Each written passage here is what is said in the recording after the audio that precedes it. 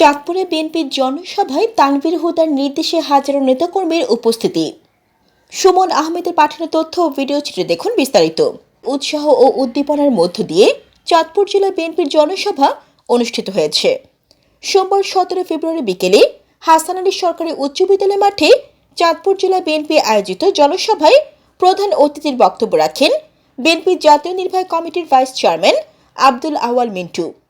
চাঁদপুর জেলা বিএনপির সভাপতি শেখ ফরিদ আহমেদ মানিকের সভাপতিত্বে ও সাধারণ সম্পাদক অ্যাডভোকেট সলিমুল্লাহ সেলিমের সঞ্চালনায় বিশেষ অতিথির বক্তব্য দেন বিএনপির কেন্দ্রীয় কমিটি কুমিল্লা বিভাগীয় সাংগঠনিক সম্পাদক হাজী মোহাম্মদ মোস্তাক মিয়া।